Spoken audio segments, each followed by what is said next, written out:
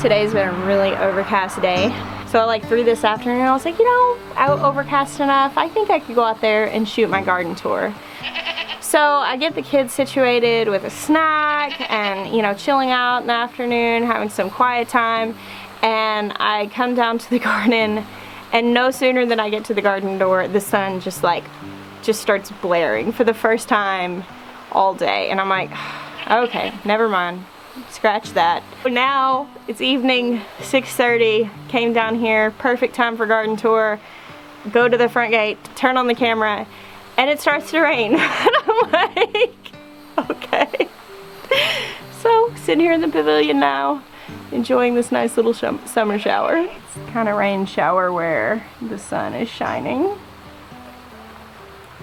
I'm not complaining though. The garden could use a drink. I did harvest a bunch of garlic. The soil was pretty dry, so I went ahead and did that. I was planning on watering, so if this comes down long enough, I won't have to. You can hear the heavy rain coming. I can see it back there, but it's not to the garden. I can see it back in the woods and hear it. Do y'all hear it? The sun hasn't stopped shining. Here it comes.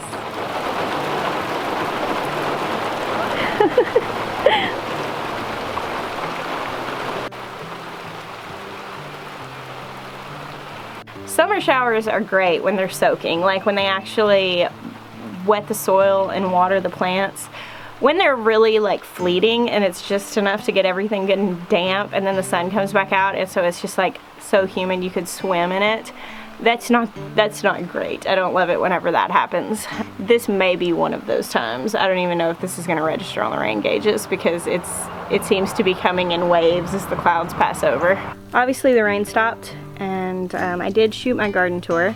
I don't know if y'all will see that first or this first, but I've got all this garlic that I pulled out and it just needs to be hung up in the basement to dry. You just want to hang it in like a cool, dry place. The basement is cool and I've got a dehumidifier that runs down there. So that's a great place to hang this. I'm gonna let it cure for a few weeks and then we'll clean it off good and put it up. So I need to go drop this off, but Maya is feeding the animals. So I figured we could go catch up with him and say hi to everybody. Hey KG, you missed a whole garden tour. Where were you, dude? You're slacking. Hey ladies. Y'all are eating. Don't even care about me. Oh, my sweet Mary does. You gonna come say hi? She's like, do you have food? Is that all our friendship is, Miriam? Hey bud, what are you doing? Bear. What are you doing? Little shadow dog. Hey boys. What's up guys? So I had all this volunteer stuff that was growing up in Journey's old pen and I was letting it grow as all these tomatoes and tomatillos. And the goats totally got in there today and ate all of it down to nothing because the backyard full of high grass wasn't enough.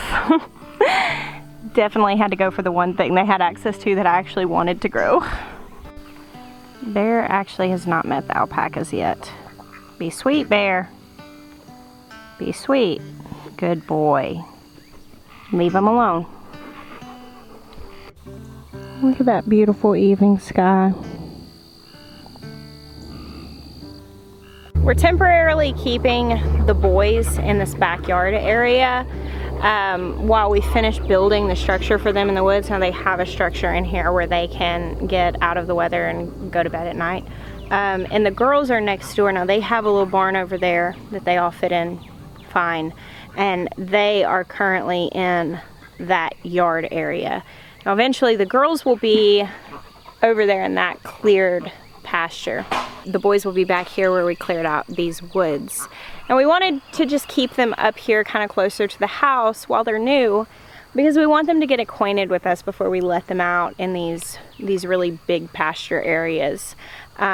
Here we can bring them treats, we can hang out with them, they can get used to us. The other thing is that while the boys are in this yard, we don't want the girls there right on the other side of the fence. So far they're super sweet, very inquisitive little guys. Oh, big yawn. And we're really enjoying having them. Were you just moving the pig fence around? clip that charges it. So there's a wire with a alligator clip that connects to the fence. That's how it stays electrified. Somehow that was disconnected. And so I went to go feed Journey, and Gerard comes out, and he just starts taking, you know, like waltzing, you know, just da-da-da-da-da, just heading towards the front of the property. Gets all the way to where he can't get out, and he comes back. Was out, but in the woods, but honestly I wasn't that concerned because he can't go anywhere now. It's all our pasture's secure on the perimeter. Yeah. So once he realized, he's back in there now though. Yeah, once I put food down, he was way more concerned about being inside the fence than outside. Yeah. We've got the back fence done. Ben Turn actually finished that, did a phenomenal job. He follows instructions very well. Yeah. So the back fence is done, super excited. All we have to do now is run a cross fence and a gate and a couple other small details, and we'll be able to take the electric pig fence down and just run a hot wire along the bottom around that huge space, and the pigs will have a considerable amount of space. Now we should have piglets here in just a few months if all goes as planned. That's how it works. We bred them, so we should have piglets. This is our first farrowing.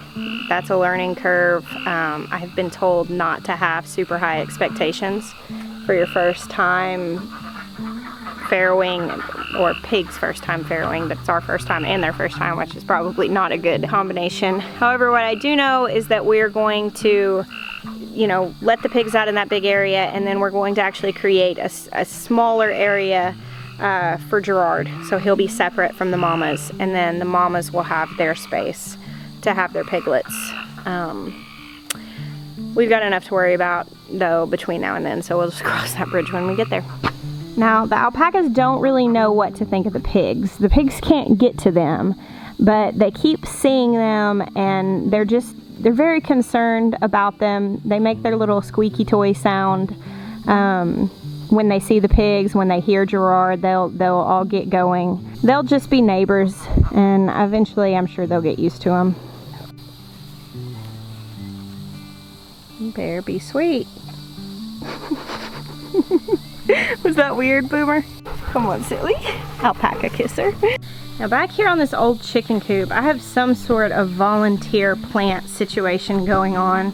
Actually looks like a couple of them. Now this has been vacant for a year, so I don't know, old bedding that got tossed in here, or maybe from when there were chickens in here. This appears to be a squash. And I'm just gonna let this sucker ramble and see what happens. Watch me struggle to keep a squash plant alive in my garden that's planted on purpose, and then that dude planted by chicken poop produce like crazy. That's usually how it goes. It's the next day. Last night I was running out of light, space on my card, battery on my camera. It was pretty much just like a circumstantial trifecta for me to just call it a day. So it's the next evening. Benny and I are outside, and we haven't gone and looked at the female alpacas for like at least 4 hours, so it's time for us to go back over there and visit with them for a little while, and we thought we would take you with us. Where are we going? Up to the alpacas. See the alpacas? Mm-hmm. Hey ladies. What's up? Hey Whisper. Pretty girl. So the alpacas are still getting used to us. They're not sure about my big camera, but really also we've just got to get into a routine and regularly bring them out treats and food, and they'll come to associate us with good things. Hey baby girl, you got a little something in your hair. Do you need to look at my camera and see what's going on with it?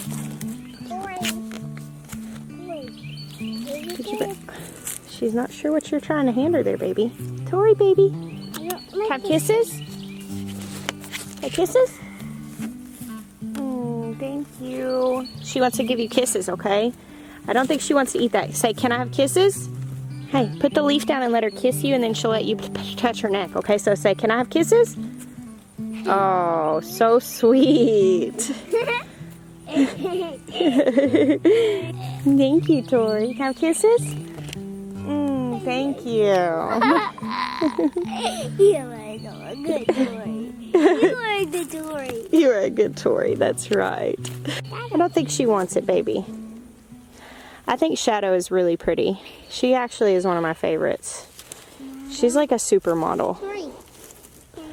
She's so austere. You're a good Tory. You're a good Tory, that's right. We've got a few comments about Sweetheart there. She's right behind Shadow. About her coloring. It's actually called rose gray, and she really does have like a reddish pink undertone to her fleece, which is really neat. The grass is starting to come back out there, which is nice. It'll be grown up in no time. Peekaboo here. She's You're the best Tory in the world. So Peekaboo here, the little white one, she's actually Boomer's mom, and she is the one that we took on that is retired.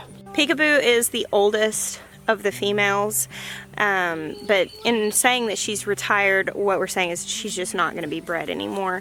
She is the oldest, but also she had some like major complications in giving birth the last time, and so in taking her, we agreed that we were essentially going to let her live her life out here, and that we were going to prevent her from ever getting bred again. Now she'll still be sheared every spring.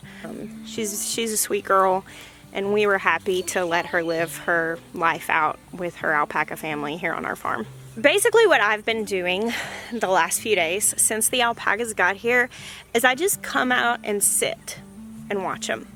The reason for that being is that with any animals, you really need to know what normal looks like so you can recognize if something's off. Now I've been around goats a lot for the last 4 years now, and so I can usually tell you by being in my goat yard for about 3 minutes if I've got a goat that's not feeling well. I just know what to look for. I know their personalities, I know how they behave, I know how they behave with the herd, and so I just recognize it. And so right now I haven't really spent any time at all around alpacas in my life. I mean, just very briefly have I come across them and spent a little bit of time, but I've never had the opportunity to really observe their normal behavior. And so right now I'm observing. What I have observed since we got home with our new alpacas is that they've relaxed a ton today. The first 2 days, they were understandably really freaked out. I mean, they had been loaded into a trailer and driven 920 miles away from the only home that they'd ever known. And so, as you can understand, that was a really shaking experience. Not only that, they're on this farm where there are lots of other animals. It's just completely different temperature, just everything in their life changed. And so they pretty much spent the first couple of days sort of clumped together, kind of staying in the corners of their respective yards. But today I noticed that they were exploring the space more. They were spreading out a little bit more, and I am really excited that actually we've made this much progress in this little amount of time. I even have hopes that eventually they're going to get used to the camera. They'll see it a lot, so I'm sure they will. Hey, you want to run down to the garden with me? Yeah? Okay, come on. Jeremiah's mom lived next door before she died, and that was last September. And since she passed, I have not been over there very much at all. Until the alpacas got there, and now I've been over there multiple times a day. It's been very healing and very bittersweet. I just keep thinking about how incredibly tickled she would have been by them. She would have loved being able to look out her window and see those animals that she knew that I so desperately longed for. I don't know, that's been just a sweet little thing. I wasn't expecting that. I guess that's sometimes how it goes though. You spraying? There's a lot of them. Benjamin's spraying soapy water on the kale. You're doing a good job. Okay, that one's about to fall off. Okay. I've honestly just kind of given up the fight on the kale. It's getting so pest riddled, and this is about what happens every June with kale. It does much better here as a fall and winter crop. I like to grow it through the winter. It's super sweet that way too. Ben, you want to come and eat some tomatoes?